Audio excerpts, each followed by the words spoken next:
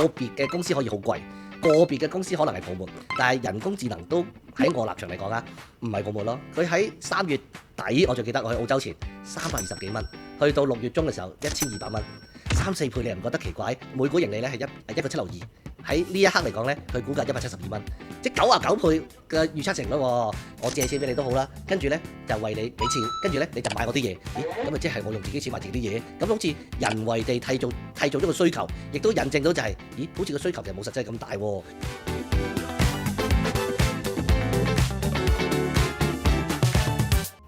Hello， 大家好，歡迎收睇師傅有請，我係 Season。咁啊，今集師傅有請嘅主角咧就係之前同我哋分析完港股，我咧要夾硬留佢喺度，要睇佢咧幫我哋咧畫埋美股好股先得嘅。溫傑比比 Kenny， Hello，大家好。係啦，嗱，因為你成日講到你係地球人啦，即係你睇好多唔同類型嘅資產類別又係啦，即係股份又係啦。咁啊，而美股咧，我想講咧，佢真係勁在咧，無論即係地緣政治啦。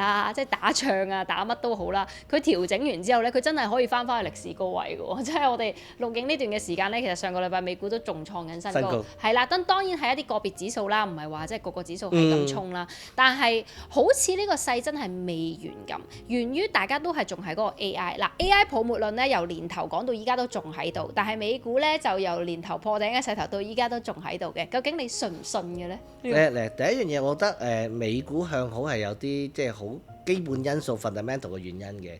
我諗第一樣嘢就係始終係有一個即係我哋嘅 AI 嘅一個嘅主題啦。咁呢個係一個可能對資金流向好大嘅幫助。咁大家一諗就係我要買 AI 股，除咗你話個別南韓、個別嘅日本、個別嘅可能係呢個台灣公司之外，簡單啲啦，特別對啲歐美嘅投資者去美股買咯。咁呢個係形成一個即係吸晒啲資金嘅效應。第二啦就係可能都係相關嘅，而好多人忽略咗就係企業嘅盈利。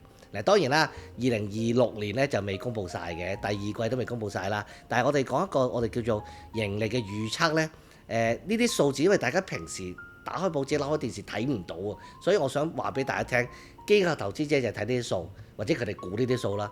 簡單嚟講啦，標普500指數。呢個係最常用嘅指標啦。喺舊年年底咧，市場一啲大行啦，估計今年嘅每股盈利咧就係呢一個嘅312。所以好簡單就即係我哋就話而家7700咁樣。咁你想知道2026年嘅預測市盈率咧，就係你打開報紙，琴晚7700，你除翻頭先我俾你嘅數咧，即係7700除以312，咁20幾倍咯。咁你就自動計到咧，就係原來嗰陣時嘅預測性率係幾多？好啦，舊年年底估今年係312，去到6月底咧343，去到最新啦，呢個數應該冇人估冇人知道嘅，除非你有啲報告啦，就係354。所以你乜都唔睇，淨係睇個盈利預測，其實都已經升咗10%。咁美股撇除中間可能有啲打仗啊嘅加息唔加息啊等等因由嘅話咧，佢起碼升10%。而個估值係冇變到嘅，咁所以就係我哋成日話市盈率啦 P/E 啦，即係個股價除以個盈利。一方面個股價升緊，但係因為盈利都升咧，其實簡單啲教數學啊，其實個估值係冇變到，佢冇貴到嘅。咁我簡單嚟講就係大家忽略咗呢個數字。咁而家問題就係啦，下半年究竟美股做唔做到呢一個嘅預測嘅盈利咧？追唔追到咯？即係追唔追到 curve 個 slope 一直都係咁上咧？如果做到嘅話，其實美股唔係特別，即係冇話唔係特別貴啦。其實佢升得係有原因嘅。咁而另一樣嘢就係翻 AI 啦。係咪泡沫？我諗我冇變過。當然係唔係泡沫都可以出現調整嘅，係咪先？搞清楚件事，佢有調整唔代表佢曾經係泡沫。佢冇調整，亦都唔代表佢就唔好咁亂啦，簡單。所以就兩者要邏輯上分開。喺我立場嚟講，個別嘅公司可以好貴，個別嘅公司可能係泡沫，但係人工智能都喺我立場嚟講啊，唔係泡沫咯。我問一個問題嘅啫，即係要講呢個話題呢，即係可以講3個鐘都得嘅。大家互相討論啦，係咪先？但係個問題就係，如果話俾你聽，英偉達 NVIDIA 佢預測市盈率可能30零倍。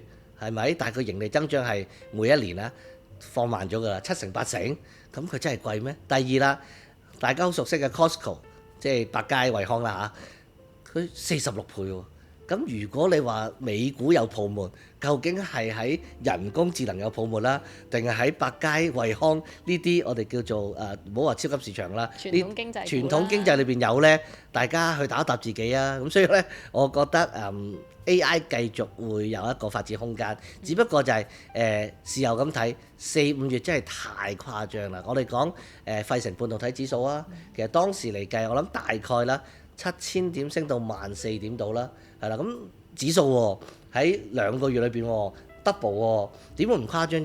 再講另啲例子啊，記憶體啦，即係其實美股唔係光通訊就係記憶體㗎啦，MU 美光佢喺3月底我最記得我去澳洲前320幾蚊，去到6月中嘅時候1200蚊，3、4倍你又唔覺得奇怪？再俾多隻你啦 ，ARM 5月11號我出專欄嗰陣時係211蚊，跟住1個月後410蚊。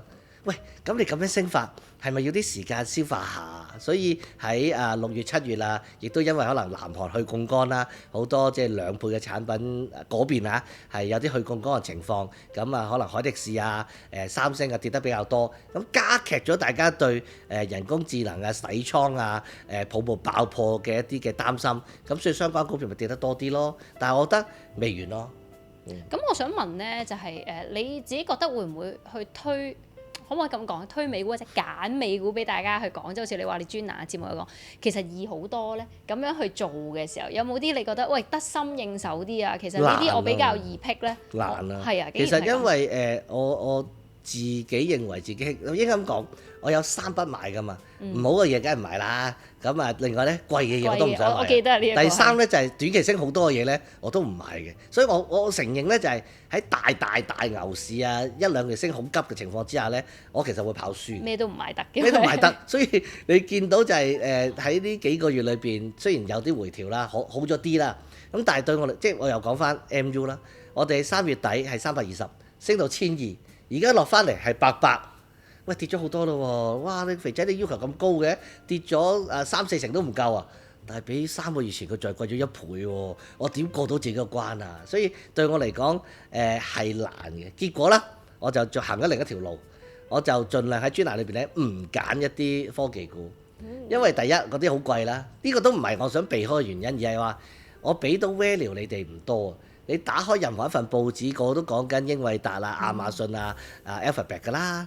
咁呢啲嘢你係夠膽，一係唔夠膽買嘅啫。你自己識揀㗎。咁我再同你300字同你講，講翻佢業績。而家有 AI，其實隨時都有㗎啦。我嘅 value 係乜嘢呢？唔多我覺得。咁不如唔好搞啲咁嘅嘢啦。我就專登揾一啲唔係市場主題嘅嘢。譬如舉個例啦，我哋喺6月中嘅時候揾到一隻喺美國做呢個可能我有養貓啊，係一個網上寵物用品嘅零售公司。咁啊簡單好 niche 嗰啲係啦，我都應該未聽過啦咁。正常人都未聽過嘅。咁啊 anyway 啦，咁啊佢跟住6月中去到而家個零月度啦，都升咗16%。其實好簡單嘅概念，佢股價殘到冇得再殘。比起美股上市另一隻呢個嘅網上寵物用品嘅供應商呢，佢估值係平咗好多，但係其實基本因素好啲喎，仲要以佢自己嚟計，佢好似我都唔係準確記得，2019年上市，係上市咁多年以嚟最平。咁究竟你覺得世界末日定佢執笠呢？咁呢啲係咪可以？我覺得個風險唔高，咁咪介紹俾大家咯。你想買英偉達嘅繼續買，我都有講呢啲嘅，係啦。但係你話除咗英偉達之外，即係呢類型嘅股份啦，有冇其他可以買下？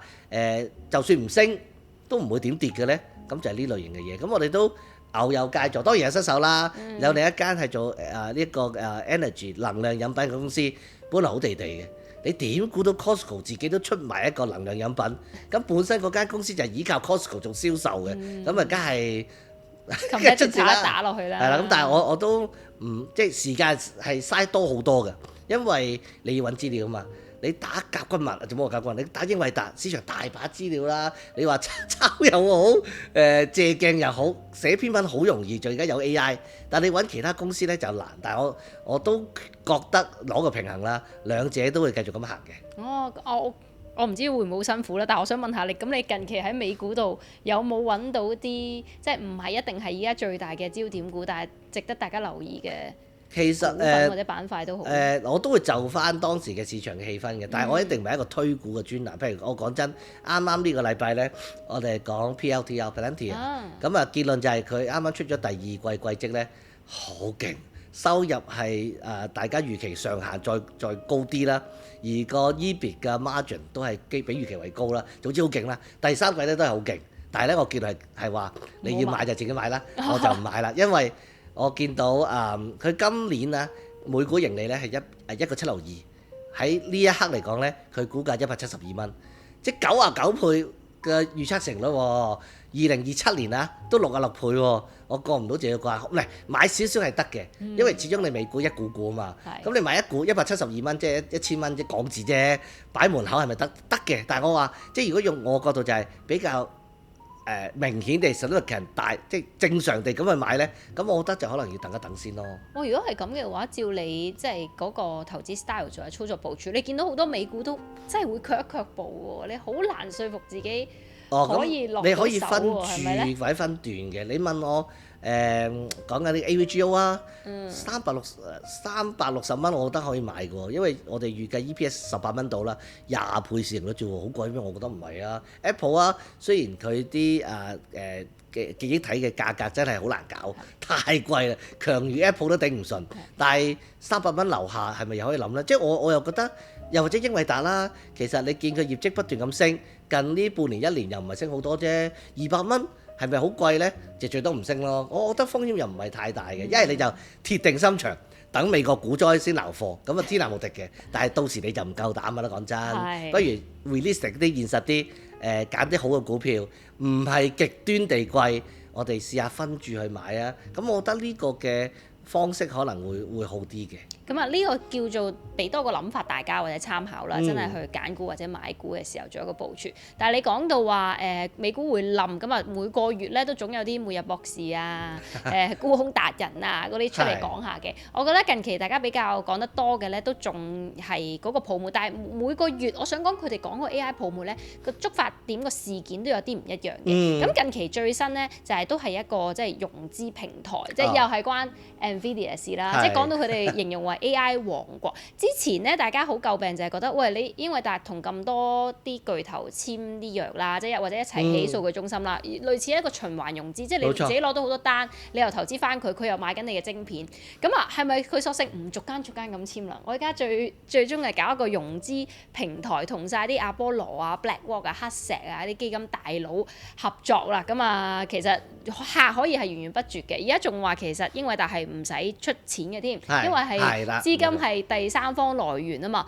其實咁我唔知，我聽翻嚟我仲未係好搞得清楚佢成個嗰個 structure 啦，但係玩晒㗎喎，係咪先？即係佢同邊一間話要合作，其實冇人會 say no 㗎喎，係咪咧？暫時呢個世代係嘅，咁所以如果你真係第一，我等陣再翻嚟答你問題。如果係咁，你咪買英偉達咯，佢無可替代。係啦，我就係想問你啦。誰能代替你地位喎？係咯。咁你咪我不嬲最中意係呢一個嘅 Google 同埋英偉達嘅，又或者未來嚟計咧，ARM 可以係一個可以係一個好大嘅事件嚟嘅。我等陣再講啊，如果有時間，我翻嚟循環一個嘅貸款呢啲咧，係大家驚咧就係谷大咗個需求。我用我嘅觀點嚟講啦，其實好簡單啫嘛。理論上就係我係英偉達，你係我下游公司，你覺得有需求啦，你就買我啲嘢咯，係咪好簡單啦？但係而家就係你話我投資落你度又好啦，我借錢俾你都好啦，跟住咧就為你俾錢，跟住咧你就買我啲嘢。咦？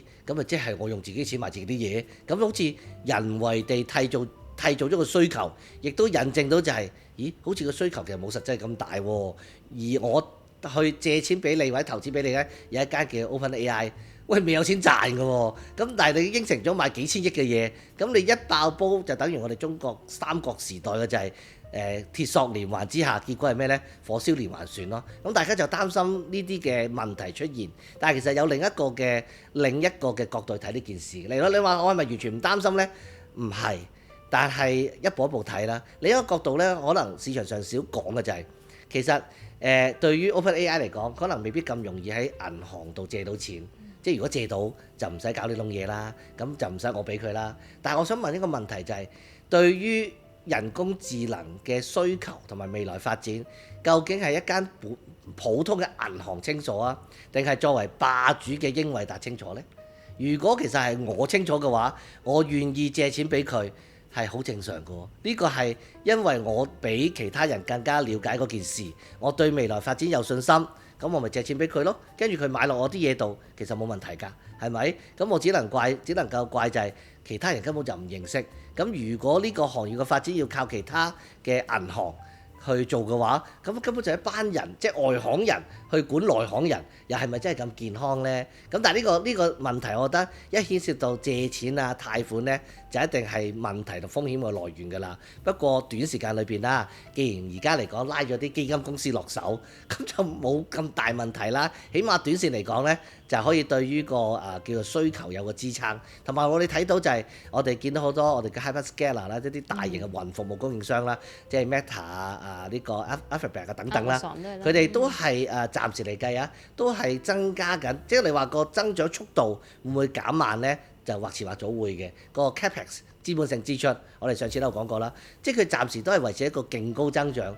咁如果喺呢個角度講嘅話呢，咁英偉達啊、AMD 啊、Intel 啊，其實係繼續有生意做嘅喎。咁係咪唔需要太過驚呢？嗱，冇嘢係冇風險嘅，你做個定期都有風險啦。即係點解可以有一個超額回報？從一個金融學嚟講，就係因為你冒咗啲風險。但係我覺得你喺人工智能嘅角度嚟講，你每冒1%嘅風險，你得到嘅潛在回報可以好吸引咯。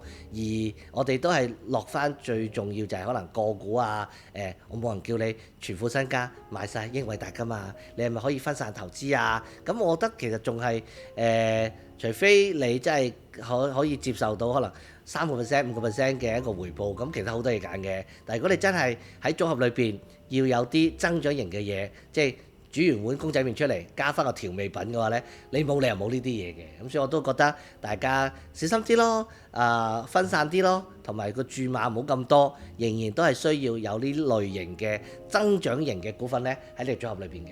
嗱，而講到增長型股份呢，我想拎多個因素俾大家去傾，就係嗰個息口嘅走勢啦，係咪先？因為今年美國會面對嘅就係加息呢兩個字啦。不過市場不斷喺度估究竟幾時加，之前加唔到啦，就覺得係9月加。咁啊9月依家睇而家啲數據咧，又覺得9月未必會加，係啦，就可能年尾先加。咁但係其實加息對於科技股，即係對於增長股嚟講係一個因素嚟㗎嘛？你覺得大唔大咧影響？